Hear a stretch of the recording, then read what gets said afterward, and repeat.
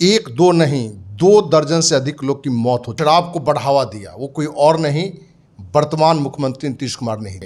राज्य सरकार की नई उत्पाद नीति लागू हुई थी और उसमें नीतीश कुमार ने दिया था कि जो जितना ज़्यादा शराब बेचेगा उसको उतना ज़्यादा टैक्स माफ। और यही कारण है कि बिहार के गांव-गांव तक शराब की दुकान खुली। 2016 में बिहार में पूर्ण शराबबंदी हुई, लेकिन शराबबंदी कितनी सफल है बिहार की तमाम जनता जानती है। देखिए, बिहार में लगातार जो है जहरीली शराब से मौतें हो रही हैं। कुछ दिनों पहले जो है छपरा सिवान में भी काफ़ी ज़्यादा संख्या में लोगों की मौत हो गई। इन तमाम मुद्दों पर चर्चा करने के लिए अखिल भारतीय अपराध विरोधी मोर्चा के राष्ट्रीय अध्यक्ष धर्मेंद्र सिंह राठौर जी हमारे साथ मौजूद है। कैसे देखते हैं, बिहार में तो पूर्ण शराबबंदी है, लेकिन शराब बिक भी रहे हैं, लोग पी भी रहे हैं, लोगों की मौत भी हो रही है। देखिए, शराब से जहां पूरे बिहार में आज हाहाकार मचा हुआ है, एक दो नहीं, 2 दर्जन से अधिक लोग की मौत हो चुकी है। सारण डिस्ट्रिक्ट और सिवान डिस्ट्रिक्ट में, छपरा सारण में ही पड़ता है। और बिहार में जो शराब को बढ़ावा दिया वो कोई और नहीं, वर्तमान मुख्यमंत्री नीतीश कुमार ने ही दी थी।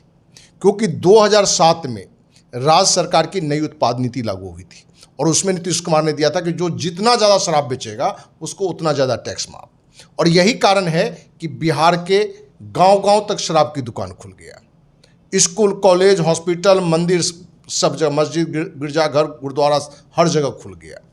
तो शराब को बढ़ावा नीतीश कुमार ने ही दी। और आपको जानकारी दें, जब ये राज्य उत्पाद नीति इन्होंने लागू किया 2007 में, तो अखिल भारतीय अपराध विरोधी मोर्चा के बैनर तले इनकम टैक्स गोलंबर पटना, राजधानी के मैंने इनकम टैक्स गोलंबर है, वहाँ 10 दिन तक अनिश्चितकालीन आमरण पर इसके विरोध में थी कि भाई शराब की दुकान सीमित था, ठीक था, आप क्यों बढ़ावा दे रहे हो। मुख्यमंत्री आवास मार्च, राजभवन मार्च, लगभग सैकड़ों हमने अभियान चलाई थी। नीतीश कुमार को लगा कि गांव की कहावत है कि भाई सांप भी मरे लाठी न टूटे। इसने कहा कि हम शराबबंदी कानून भी कर दें और शराब भी हम बेचें। तो सच्चाई बिहार में आज ये है कि गांव से लेके राजधानी तक हर जगह दुकान नहीं दिखता है, लेकिन होम डिलीवरी की सुविधा है। और गांव के चौकीदार से लेके बिहार के प्रधान चौकीदार मुख्यमंत्री तक शराब की कमाई जाता है। थाना का सिपाही, दरोगा, इंस्पेक्टर, एसपी, डीजीपी, एक्साइज के सारे अधिकारी, मंत्री या सभी राजनीतिक दल के कुछ न कुछ नेता आज शराब माफिया हो चुके हैं।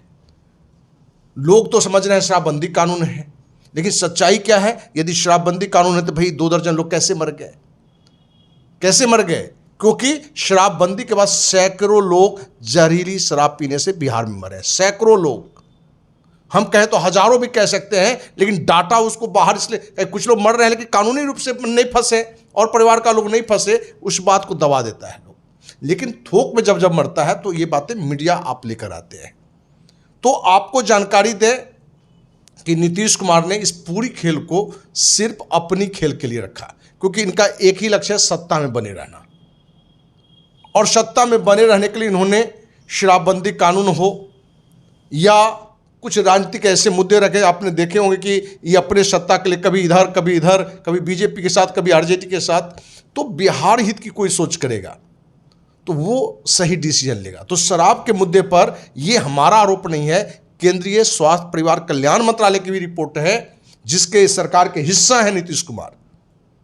उसका रिपोर्ट है कि बिहार जहां शराबबंदी कानून है और जहां नहीं है महाराष्ट्र में, तो महाराष्ट्र से ज़्यादा बिहार में लोग शराब पी रहे हैं।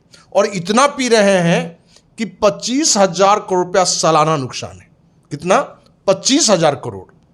तो ये 25,000 करोड़ रुपया जा कहाँ रहा है? तो शराब माफिया के पास जा रहा है, सिपाही से लेकर डीजीपी तक जा रहा है, एक्साइज अधिकारी में जा रहा है, मंत्री मुख्यमंत्री तक जा रहा है।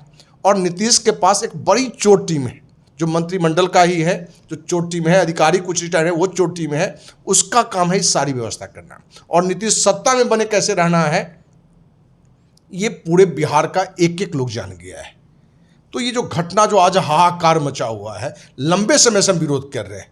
हम धन्यवाद देते हैं जनसुराज के प्रशांत किशोर को या जनसुराज पार्टी को, या वो अभियान चलाने के समय भी, कि बड़ा स्पष्ट रूप से कहा कि जब बिहार में शराबबंदी कानून धरातल पर है ही नहीं, तो भाई कानून की आवश्यकता कहाँ है? आप इस कानून के आड़ में आप खुद कमाई कर रहे हो। नीतीश कुमार खुद, उसके मंत्री कमाई कर रहे हैं, उसके अधिकारी कमाई कर रहे हैं। तो इसने कहा कि हमारी सरकार यदि बनेगी तो हम 1 घंटे में शराबबंदी को खत्म कर देंगे। देखिए, हर कोई चाहता है, हम भी चाहते हैं कि एक व्यक्ति भी नशा न करे, एक व्यक्ति नहीं करे, लेकिन आज शराबबंदी के नाम पर शराब तो अवैध चल ही रहा है, जहरीली शराब भी बिक रहा है, तभी तो लोग मर रहे हैं थोक में, अलग अलग चरस, अफीम। तो इस सोल्यूशन, ये जो टायर 60 न्यूट्रल, वो लोग बच्चे ले रहे हैं।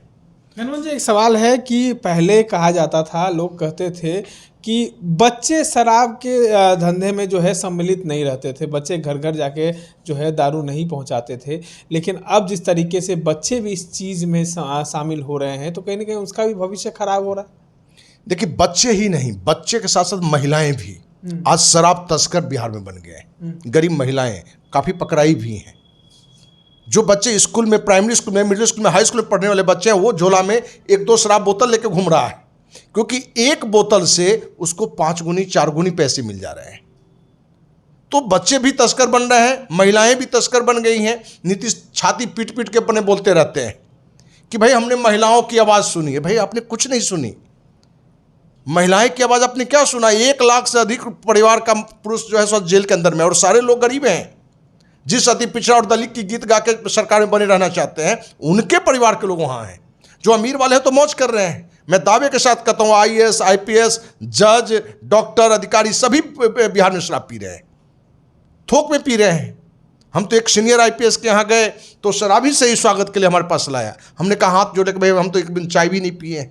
सीनियर IPS की कहानी बता रहे हैं, ये शराबबंदी की कानून की बता रहे हैं। तो पूरे लोग शराब पी रहे हैं। तो ऐसी शराबबंदी से अच्छा है कि शराब को चालू करो, लेकिन सीमित दुकान कर दो और टैक्स बढ़ा कर दो। एक सवाल और है कि क्या लगता है नीतीश कुमार जो बंदी करते हैं, चाहे जो कानून बनाते हैं, उससे सिर्फ अधिकारियों के घर भरे जाते हैं? जैसे शराबबंदी हुई तो कई पुलिसकर्मी, कई ऐसे अधिकारियों के घर आज आप देख रहे होंगे काफ़ी ज़्यादा बढ़ गया है, कई माफिया खड़े हो गए हैं। उसी तरह से आप देखेंगे कुछ दिनों पहले उन्होंने भूमि सर्वेक्षण किया, तो आज जितने भी ब्लॉक कार्यालय हैं वहाँ लंबी लंबी कतारें लग रही हैं। वहाँ पे लोग जो है अनर्गल पैसे लिए जा रहे हैं, जो टेबल के अंदर से पैसे, आप जानते होंगे कितना वीडियो वायरल भी हुआ है, आप देख रहे होंगे। तो क्या नीतीश कुमार सिर्फ अधिकारियों को फायदा पहुंचाने के लिए ऐसे काम कर रहे हैं? देखिए, नीतीश कुमार को मालूम है डिवाइड एंड रूल, फूट डालो राज करो, और लोगों को ऐसे क्षेत्रों में घुसा दो कि हमारा कोई विरोध नहीं करे। तो अवैध शराब कारोबार में लगभग आज हर राजनीतिक दल से कुछ न कुछ लोग जुड़े हुए हैं। तो जो दूसरे दल के भी, विपक्ष के लोग भी जो शराब के अवैध कारोबार में है, वो कहाँ से हिम्मत जुटाएगा नीतीश के विरोध करने का? तो नीतीश ने अपने विरोधी को ऐसे ही मार दिया। तो नीतीश को एक ज्ञान है कि गोली से मारने की जरूरत नहीं है, रणनीति से मार दो। अब वो खुद अवैध शराब कारोबार में है तो उसको मारेगा क्या? और जो अधिकारी भ्रष्टाचार में पूरी तरह से लिप्त है, तो सरकार के द्वारा जो माने हिस्सेदारी मांगी जाती है उसका विरोध करेगा क्या?